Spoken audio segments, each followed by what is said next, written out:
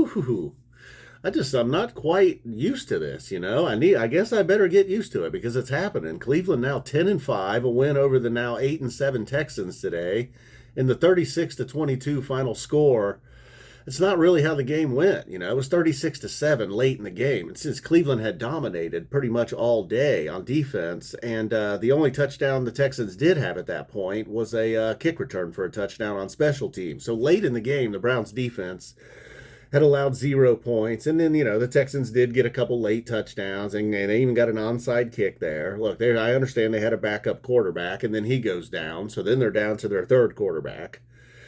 And if I could pick out a low light for the Browns, running the ball. And, they're diving into the playbook deep. They've got some Wildcat stuff. They're bringing in DTR here and there. And even with that, trying to get a little unconventional, only 30 carries for only 54 yards, while they did have 2 rushing touchdowns. Flacco, again, over 300 yards, 368 actually, 3 touchdowns, 2 interceptions. 2 interceptions turned out not to really matter at all. And then one of them, in fact, I believe was the final play of the first half. The other one was late in the half, essentially a punt. Not to make excuses for them, but they didn't turn out to haunt them. You would like to obviously cut those out. The 3 touchdown passes certainly make up for. The one to Njoku, man, that certainly made up for one of the interceptions. Not a lot of Browns quarterbacks of recent times have made that throw. And then with Cooper having an all-time Browns record, 265 receiving yards, part of it was him making amazing catches, and then the other part was Flacco just getting it to him. Njoku obviously sticking it in, another big day. So the running game is still a concern, but the defense not really a concern. There wasn't a whole lot going on for the Texans offense at all day. And then the Browns, they did still throughout the day had their drives that just equaled absolutely nothing. It's like, wow, they're punting. Oh, and then Hopkins out with an injury. They turn around and they play Thursday, so I'm not sure how serious that could be. I'd hate to lose him for very long, if at all, really.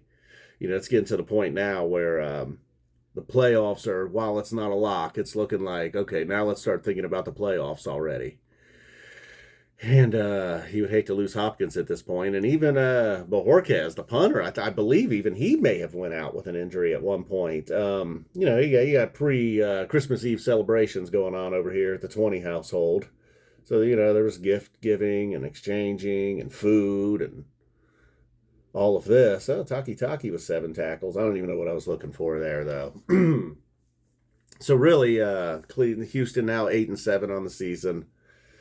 No C.J. Stroud. I don't know if it would have made a difference. C.J. Stroud may be happy that he didn't have to face this defense. Houston just didn't have much time to run the ball. They were playing, although they kept it within 1 score for a minute. They're in the first half. Browns are up 7-0. They kept it at 7-0. The Browns went up 14-0. That's when they returned the kick, made it 14-7. But really at 21-7, the game was pretty much over. All right, guys. Well, I know it's not much of a recap, but I got a lot to say, man. When they're winning, not a lot to complain about. And, you'd like to cut down on those interceptions, no matter if they're meaningless or not. No sacks today. That's good. DTR got sacked once, but Flacco not sacked. So all the questions about the offensive line, it seems to be hurting the run game more than it is affecting the pass game.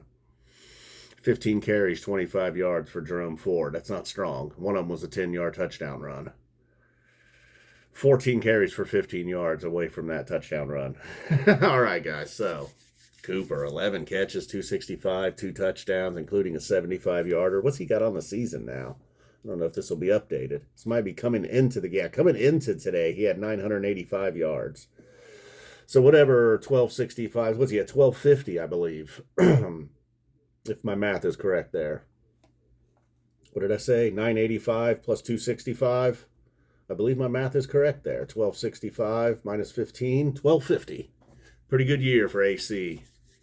Kind of looks like Cuba Gooding Jr. a little bit, right? I noticed that today. I'd never noticed that before. He's getting a lot of camera time. Kid's only 29 years old. Boom. All right, guys, we're out of here. I remember thinking beginning of the year, 9 wins, and now that was being kind of a best case scenario. They might be able to win 9 games and sneak in the playoffs. Here they are at 10. A realistic shot at 12. They got the Jets and the Bengals. They may not win them both, but they could. All right, guys. Boom. We're out of here. Thank you for watching.